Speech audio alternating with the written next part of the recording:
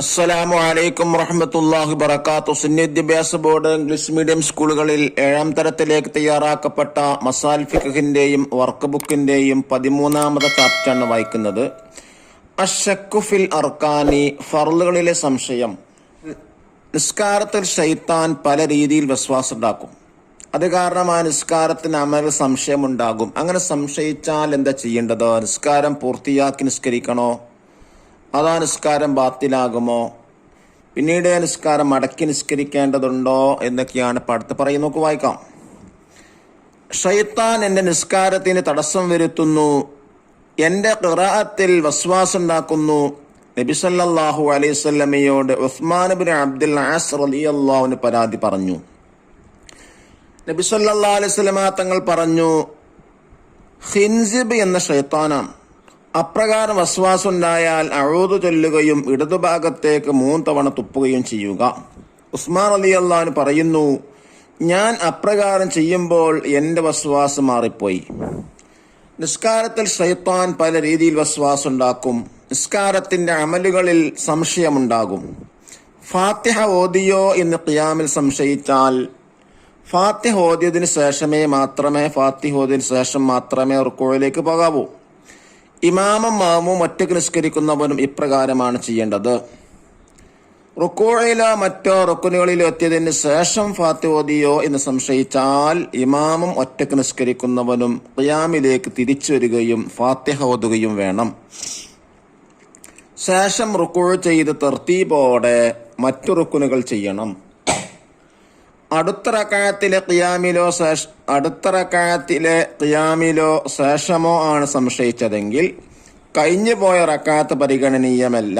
അതിനാൽ ഒരു റക്അത്ത് കൂടുതൽ നിസ്കരിക്കണം. ഇമാമിന്റെ സലാമിന് ശേഷം മഅ്മൂം റക്അത്ത് നിസ്കരിക്കുകയാണ് വേണ്ടത്. ഇമാം ഫാത്തിഹ ഓതാൻ മടങ്ങിയാൽ മഅ്മൂം ഇമാമിനെ കാത്തു നിൽക്കണം.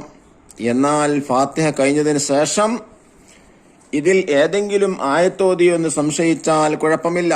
ഫാത്തിഹ ഓതുമ്പോഴാണ് സംശയിച്ചെങ്കിൽ സംശയിച്ച ആയത്തോതുകയും തുടർന്ന് തർത്തീബ് അനുസരിച്ച് ഫാത്തിഹ ഓതി തീരുകയും വേണം. നിയ്യത്ത്, തക്ബീറത്തുൽ ഇഹ്റാം, സലാം എന്നിവയല്ലാത്ത മറ്റു റുക്നുകൾക്കും ഫാത്തിഹയുടെ അതേ വിധിയാണ്.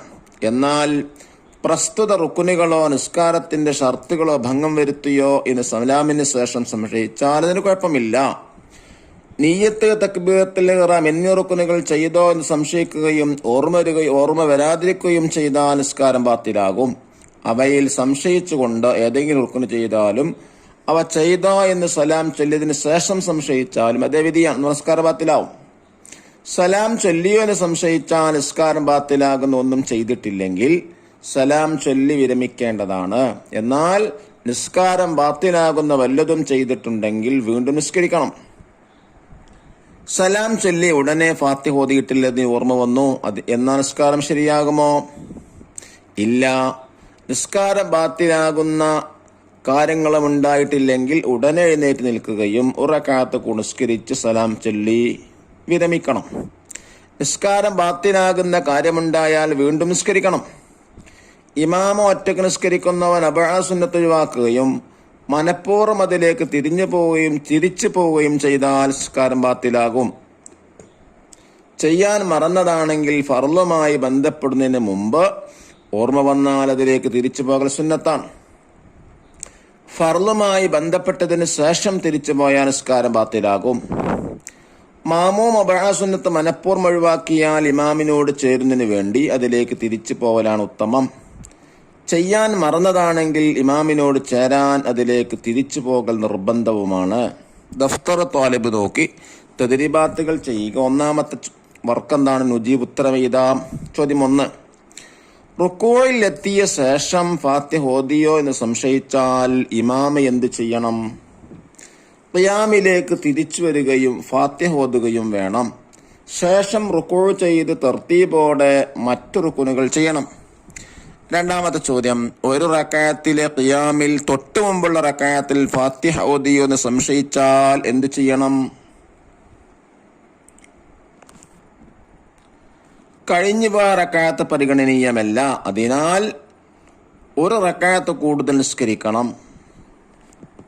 മൂന്നാമത്തെ ചോദ്യം, മാമൂം അബഅസുന്നത്ത് മനഃപൂർവ്വം ഒഴിവാക്കിയാൽ എന്തു ചെയ്യണം? ഇമാമിനോട് ചേരുന്നതിന് വേണ്ടി അതിലേക്ക് തിരിച്ചു പോകലാണ് ഉത്തമം. 4-ാമത്തെ ചോദ്യം, മാമൂം അബഅസുന്നത്ത് മറന്നൊഴിവാക്കിയാൽ എന്ത് ചെയ്യണം? ഇമാമിനോട് ചേരാൻ അതിലേക്ക് തിരിച്ചു പോകൽ നിർബന്ധവുമാണ്. സെക്കൻഡ് ആക്ടിവിറ്റി എന്താ? തഖ്സീസ്. 1, പാഠഭാഗത്ത് പറഞ്ഞ ഓരോ മസ്അലകളും ക്ലാസ് റൂമിൽ ചർച്ച നടത്തുക. അത് ഓർമ്മയിൽ നിർത്താനാണ് അല്ലാഹു തആല